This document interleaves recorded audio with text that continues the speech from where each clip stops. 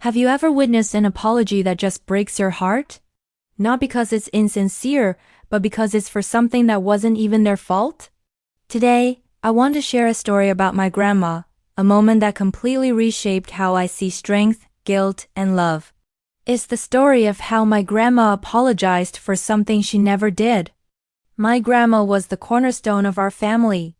Picture the classic matriarch, warm, endlessly patient, with a kitchen that always smelled like freshly baked bread and a hug that could fix just about anything. She was born in a different era, a time when women were expected to be the silent glue holding everything together, often at their own expense. She carried this sense of duty throughout her life, a quiet, unshakable responsibility for the happiness and well-being of everyone around her. The story really begins not with my grandma but with my grandpa. He was a good man, hardworking and dedicated, but he carried a deep-seated regret that he rarely spoke of. Years before I was born, he had a chance to invest in a small local business with a close friend. It was a risky venture, and my grandma, ever practical, had gently advised caution. She never forbade it, never demanded he refuse. She just expressed her worry. Grandpa, feeling the pressure to provide, decided to pass on the opportunity. Well, you can probably guess what happened next. That small business. It boomed. It became a huge success, and his friend became incredibly wealthy. My grandpa never blamed my grandma, not out loud anyway. He never said, "This is your fault," but a shadow of what if hung in the air for decades. It became the family's unspoken, what might have been. We'd hear him sigh sometimes when the company was mentioned on the news, or see a flicker of sadness in his eyes when he saw his friend's new car. It was a silent, heavy presence in their lives. Grandma, being the intuitive and empathetic person she was, felt this weight more than anyone. She saw his quiet disappointment and internalized it.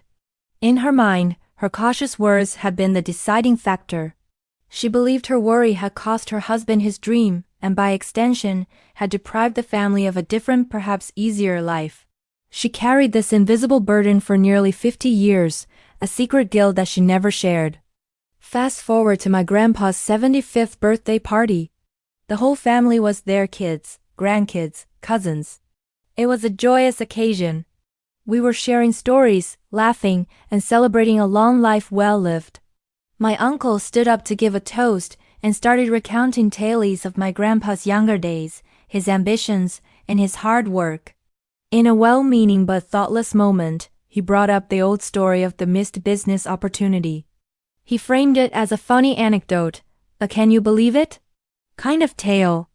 But the moment he said it, the mood in the room shifted, a hush fell. My grandpa just gave a tight, sad smile and looked down at his plate. The familiar shadow was back, right in the middle of his celebration. And that's when it happened. My grandma, who had been sitting quietly beside him, slowly got to her feet. Her hands were trembling slightly as she clutched her napkin. The whole room turned to look at her. In a voice that was soft, but clear, a voice that trembled with the weight of 50 years, she said, "I'm so sorry, dear." She turned to my grandpa, her eyes filled with tears. "I'm so sorry I held you back," she continued. "I was just so scared of losing what we had. I should have had more faith in you. I'm sorry I cost you your dream." The silence in that room was deafening. It was like the air had been sucked out of it. We were all stunned. My grandpa looked up, his face a mask of shock and confusion.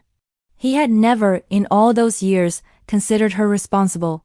He had always seen it as his own decision, his own failure of nerve. He stood up, took her hands in his, and said, "What are you talking about? There's nothing to forgive. You were just trying to protect us. The choice was mine, and mine alone." He pulled her into a hug, and for the first time, I saw my grandpa cry openly. He held her and just kept whispering, "There's nothing to forgive." In that moment, it was like a 50-year-old dam had broken. All the unspoken resentment, the quiet regret, the misplaced guilt, it all came pouring out, not in anger, but in a flood of mutual understanding and forgiveness. My grandma was being absolved of a crime she never committed, and my grandpa was finally letting go of a regret he had carried for too long. Watching this, I learned something profound about the nature of love and responsibility. My grandma's apology wasn't about admitting fault. It was an act of profound love. It was her way of saying, "Your pain has been my pain all along, and I would do anything to take it away." She was willing to take the blame, to be the villain in a story she didn't write, just to ease her husband's heart. It also made me realize how easily we can construct narratives of guilt in our own minds. She had spent decades believing she was the cause of his unhappiness, when in reality, he had never seen it that way at all. How often do we do that to ourselves?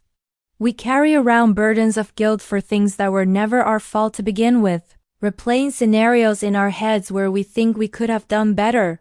That day, my grandma didn't just apologize. She healed a wound that had been festering for half a century. Her apology, though unnecessary, was the key that unlocked the prison of my grandpa's regret. It allowed him to finally forgive himself. It was a selfless, powerful act of love that rippled through our entire family, teaching us all a lesson in empathy and letting go. It reminds me that sometimes the most powerful apologies aren't about being right or wrong. They're about acknowledging someone's pain. They're about saying, "I see you, I hear you, and your feelings matter to me." It's a bridge between two hearts. My grandma's apology was the ultimate act of partnership. It was a testament to a lifetime of shared joys, sorrows, and unspoken burdens. So the next time you think about an apology, maybe think of my grandma. Think about the way people carry, often silently. And think about the incredible power of words, not just to say "I'm sorry," but to say, "I love you enough to share your pain." It was a lesson I'll carry with me forever. Thanks so much for listening to my family story today. If this resonated with you, I'd love to hear your thoughts in the comments. Have you ever witnessed a moment like this?